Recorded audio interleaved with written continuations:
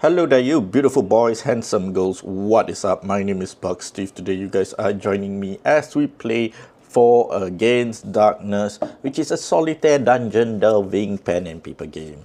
Alright, so just a little bit of summary what we're gonna do today. We're gonna dive straight in. We're gonna go into the dungeon. We're gonna clear out the dungeon, get as much loot as possible, and along the way I'll show you the rules and process as it goes along. My name is Buck Steve. I am a gamer. I play all sorts of games as long as it's a game. I mean, life is a game. I love gaming, and I've been wanting to get into solo role playing for quite a while. I did want to play a group tabletop role playing game, but unfortunately, because of life commitment, as I'm sure people who are attracted to the hobby, they just cannot get a group together. And for me, that's the same with life and family going on. But nevertheless, I want to play, and I want to play For Against Darkness. So what is For Against Darkness? It is basically, as I have explained, a solitaire dungeon delving paper game where you play a party delving into a dungeon and killing monsters and getting loot. This is created by Andre Sifloigoy. Should leave you a link down below if you guys are interested. And what you need is just a few simple tools. You need the rule book, of course, and you need a pen and a paper. What I'm using right now is my Rocket book, which allows me to easily erase stuff using my friction pen. And yes, I'm using a friction pen today. I have also created some cheat sheets and quick guides to easily allow me to quickly play the game as the game process on. So we'll probably cut some time there. I am using also you will also need at least 3 sets of dice. Okay, so this is my combat die. I have 6-sided dice will do. So as you can see here, I'm going to try and roll it here instead of the dice box, so you guys can see it. Or probably I'm just going to roll inside the dice box so it doesn't roll around and you guys can see it as much. So yeah, this will be for the combat situation, and this will be for I guess you probably only need 3. You can probably live with 3, but I'm using 4 at the moment, so allows me to go for maps easily and stuff like that. But nevertheless, we're gonna go in, and we have already created 4 characters. I am going to show you my character in a while. Give me a minute.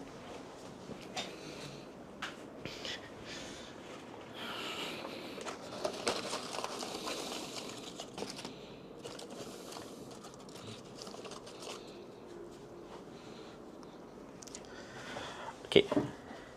So we are playing with 4 characters today. You're gonna have to create 4 characters. Use the For Against Darkness rulebook to create your characters, and you can also use miniatures. For me here, I'm using I created this nice piece of miniatures, paper miniatures, to play with my characters. But then I kind of realized that you know, a miniature like a standing one wouldn't really showcase the fight and how much of a situation that we're gonna face. So I've created a few tokens as well. So this will allow me to represent my hero better. So I'm going to introduce you to my characters in a little bit. Okay, so my first character that we created is Sir Michael the Knight. He's actually he's based off the Mike the Knight show, a kids show. If you guys have kids, you guys will probably know. He's based off that show, Mike the Knight. And the backstory for my character is that he's a brave young hero whose throne was usurped, and now he's seeking to raise funds to build an army and actually retake his throne. So that's the story of Mike the Knight. I'm gonna put here in my marching order so I at least have a clearer picture on who's fighting who. Next up will be my dwarf, Gromley, son of Tromley. He's actually a dwarf, and this is basically, I think, based on old school D&D. So basically, the race is a class, not really that much to tell. So he's holding an axe, a shield, and light armor, and he's quite one of the richest guy here. He's basically hired by Mike the Knight to actually join his entourage and, you know, fight for freedom. Next up, I have Sister Mariam, which is a Muslim cleric. Yeah, so why do I have a Muslim cleric in my world? It basically, the world is set after the conquest of Genghis Khan, as Genghis Khan wreaks destruction all around the world. Wizards open up a portal to get as many refugees out of the way, brought in a few people as well, and tada, we brought in here to the story. I haven't really fleshed out most of my world, but that's the beauty of role-playing games. You flesh it out as you go along the way. And last but not least, I got my elf, Serafina Enandil. She's actually, she has a light armor, shield, bow, and a sword. She's an elf. She can actually cast fireball, and she can cast a lot of things, right? What the fuck is that? Cast a lot of things. But anyway, she can cast a lot of, she can cast a spell. She's basically a wizard by chance. Hopefully she can cause a lot of damage. And so this will be my marching order. I have the dwarf and Mike the Knight in front, Gormley, and then I have Serafina and Sister Mariam just right off the back. So next up, once you have your characters ready, your tokens are ready, you're gonna have to start playing generate the rooms, and this is where the game is interesting, because no two dungeon is the same. You could have a difficult dungeon, or you could have a tough dungeon, and we're gonna roll the first dice to decide our entrance room, and it's a 4, right? We got a 4 here, so which means it's a big fork in the road with there's a big fork in the road with about there's a big fork here.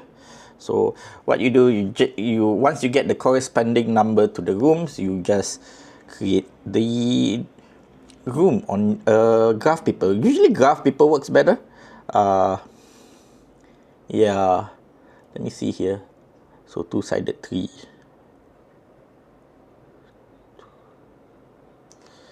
Graph paper works better, but you can use bullet paper as well.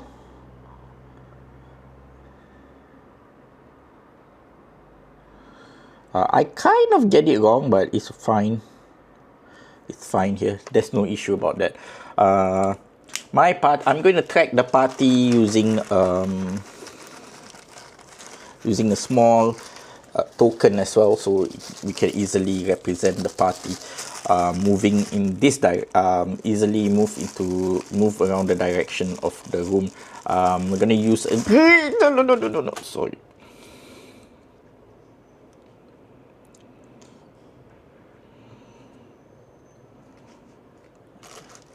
Okay, sorry there, almost had an accident there, but yeah, we're gonna use this green token here.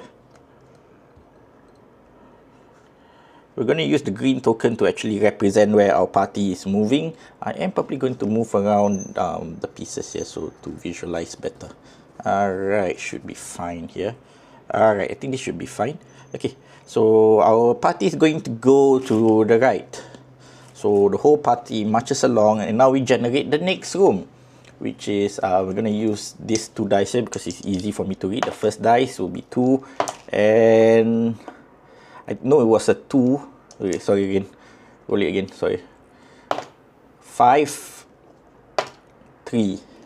So it's a 553.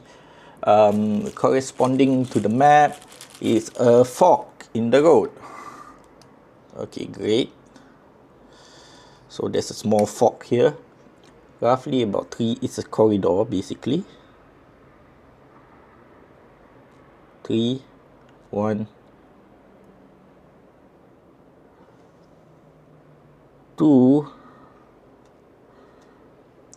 a door here, and yep.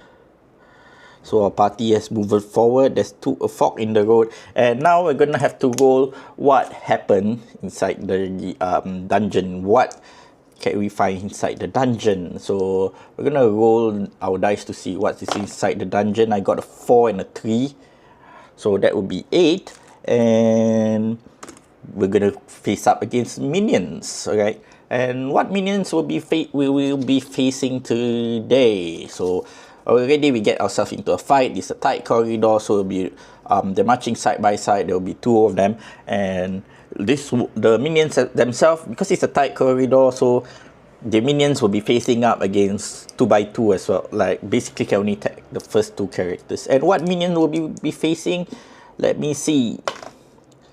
Ooh, it's a fungi folk, and they're at level 3. And let me see, how many fungi folks will we be facing?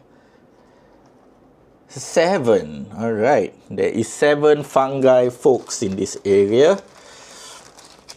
All right, great. 7 against 4 of them, so that's not going to be nice. Okay, so we have our fungi folks token here.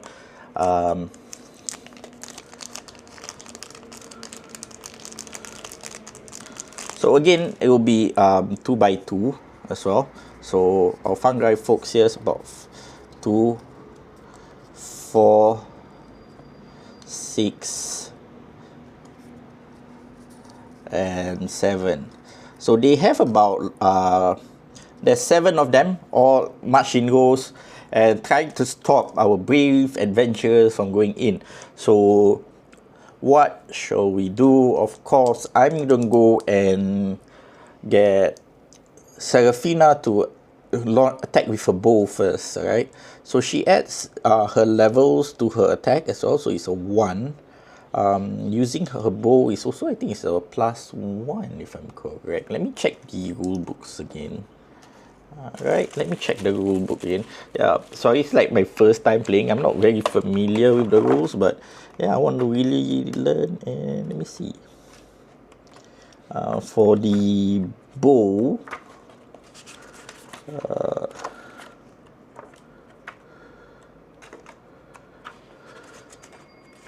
let me see.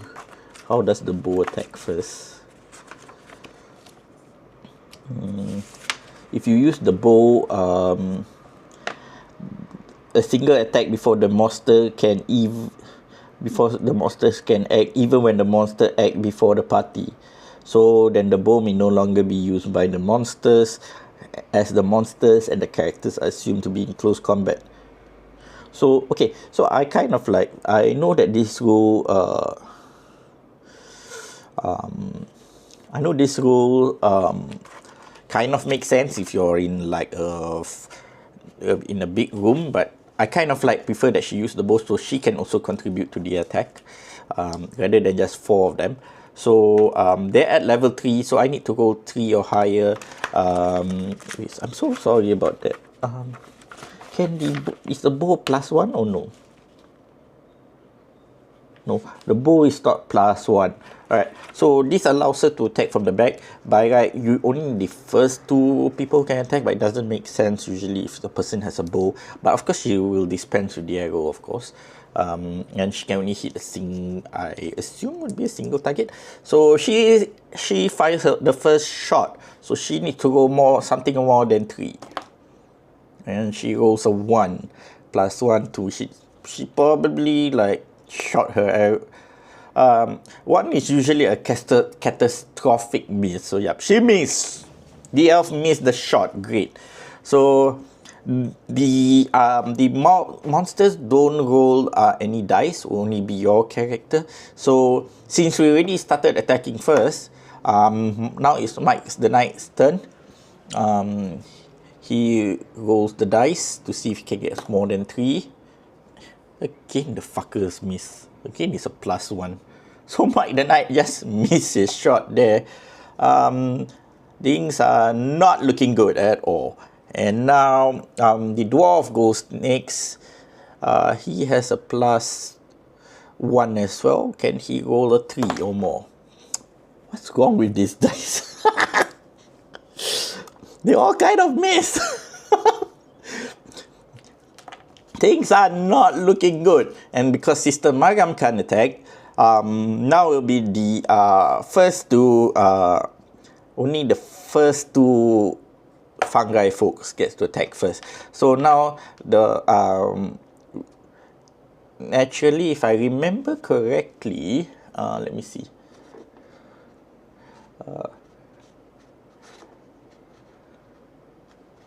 So we roll the dice to see if you can avoid the monster's attack. So it's a level 3 fungi folk.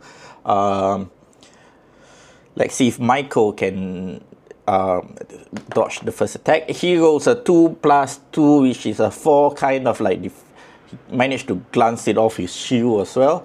How about Mr. Gromley the dwarf? Let's see here. Fuck him. Okay, so by right, I think if I'm correct, +1 is only for damages. For attack. So it's okay. He has a +3 because he has an axe and he has a shield and a light armor. Managed to just bounce off the attack, I suppose. Yeah. So the attacks didn't do damage. The fungi folks didn't do damage to any of the characters. And now we start again. So just do a little bit of bookkeeping. That's my bloody bit. Okay, so Seraphina is down to 11 arrows. So she fires her first shot again. Let me see if she can hit. What the fucking one. She missed a shot again. Well, doesn't matter. We're gonna roll the dice again. Michael's gonna see if he can take down the first fungi folk in his area. He rolls a 2, which is just nice because he caused slashing damage, taking out one of the fungi folks here. And now they're marching into order. Okay, so he just managed to kill one guy. So that's just enough to whittle down our numbers. And now it will be Gromley's turn. Gromley attacks with 1. Oh, he got a 4, which means he takes also +1, which means he got a 5. So now we dwindle down the numbers. So also for the if each characters get about 10 rolls, if they kill about 10 minions, they get about like they can do an XP roll to increase their XP. So both Gromley and Michael, we're going to give them a chance. They managed to kill 2 fungi folks easily. And now things are looking good, but there's still 5 more fungi folks to go after. So hopefully we're gonna see if the fungi folks cause any damage. And this guy scores a Gromley rolls a 4, which means that with +2 he got a 6, so easily defend that guy's the fungi folks attack. And now Michael rolls a 5 easily as well, managed to block off both attacks. The fungi folks just not causing enough damage to our 2 party members. And now we start again. Seraphina throws out the dice to see if she can hit. Seraphina is just missing a lot at this point, right? She has already fired 2 bows and now she's down to 9 arrows. Great. And she missed all 3 shots. Great. Okay, doesn't matter. Now is Michael's turn. He rolls a dice. He rolls a 3 plus his slashing damage. He took out one fungi folks here. And now it will be Gromley's turn. Gromley, can he roll the dice? And he got a 5, so he took down 1. So good job for both Gromley and Mike, scoring another, whittling down the numbers. But Seraphina, she's just not in her A game today. She's not bringing any into the A game today. Alright, So now the fungi folks continue their attack. So let's see if our characters can defend against the fungi folks. Up 2 plus his defense, which is another plus to manage to hold off the fungi folks. Didn't cause any damage.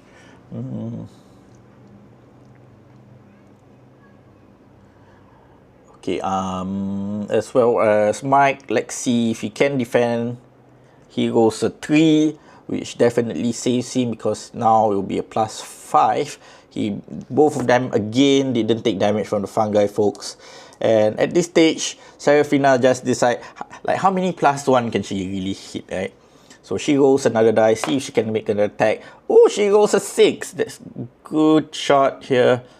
Exploding dice, which means I roll again, and she took out 4. So in quick succession, she managed to shoot off 2 arrows and taking down the first 2 fungi folk. Yeah, thanks a lot, Seraphina. Finally you get into the game. Alright, and now it will be Michael's turn. Can he kill the last fungi folks? And he rolls a 5, definitely taking that guy out. And now, so total, Michael killed 3 fungi folk, Seraphina killed 2, and Gromley kills 2. Unfortunately, Sister Mariam, she didn't kill anybody, but she is holding the lantern, so of course that works great.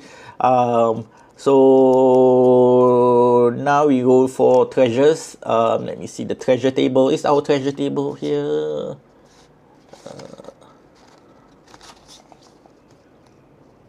Alright, see what do we get with our what treasures do we get?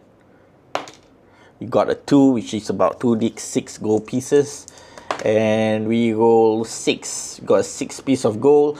The dwarf must always get his fair share of the gold. I could have divided it into 4, but because he's a greedy motherfucker, he gets 19 gold, and the rest of them get 1 gold piece each. 6. I kind of realized that I didn't add in Seraphina's gold level. The previous one was 2, so probably give her 3. Yeah, and Sister Mariam actually got herself 1 gold piece. Yes, so we've managed to defeat the first fungi folks, and now progress into the next room. That is how this game is played. If you guys want to see more from this campaign, do subscribe to me. Follow me on this channel as we go on to our next video. I'm so sorry I can only upload about 15 minutes video. Unfortunately, the YouTube doesn't allow me